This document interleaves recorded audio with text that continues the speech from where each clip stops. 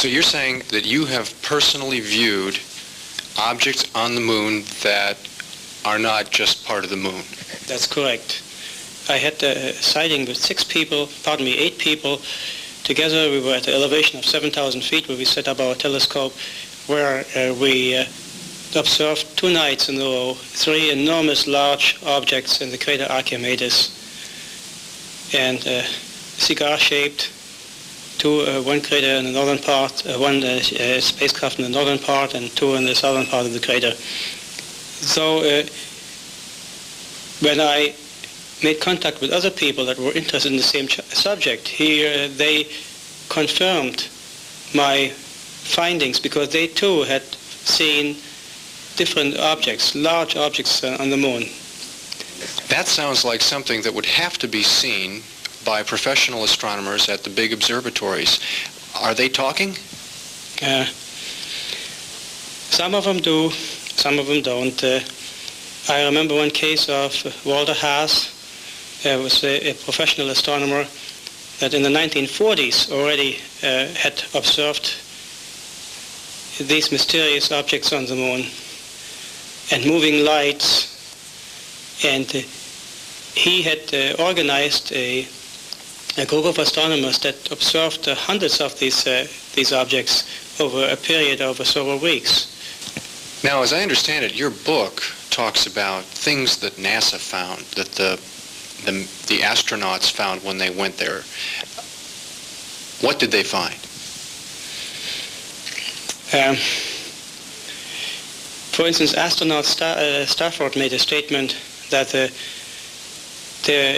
he is observing right now very pretty little volcanoes on the moon. They found by leaving seismic instrumentation on the surface that there is still seismic activity that's registering there. That means that the moon is not a dead place, that something is taking place inside in its interior. They found water geysers spraying water over a wide area on the lunar surface.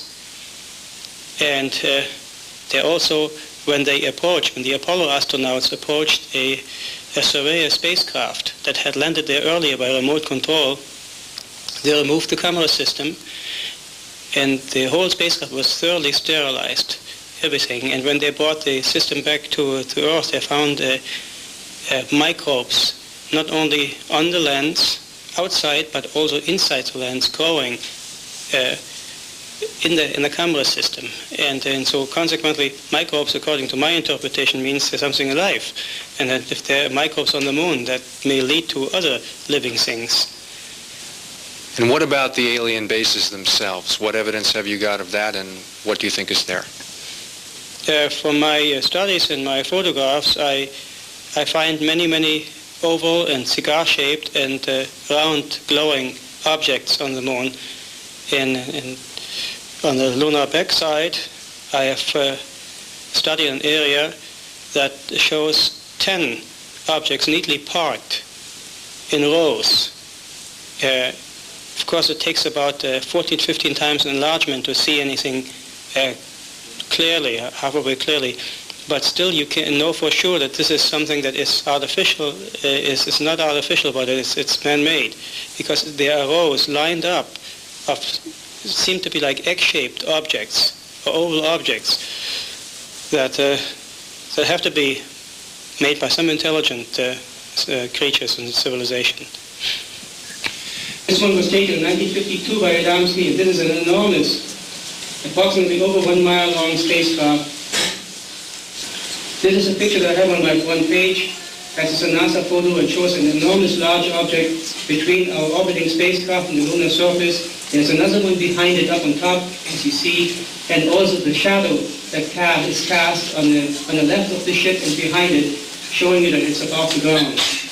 Here's a construction on the moon that looks extremely artificial. Not only is the crater perfectly cut, but this huge setup on this side, on the left side of it, which is about 30 miles in length. Everything you're saying runs contrary to what we're told about the moon and about what we found on the moon, which suggests that a huge secret is being kept. Why is that secret being kept? The moon, from a military engineering point of view, would be a perfect base for us. We could go there, we could set up bases, we could live there for a great length of time, and could watch the Earth, and as a superior power from the military point of view, it would be a tremendous advantage for us to keep this as secret as possible.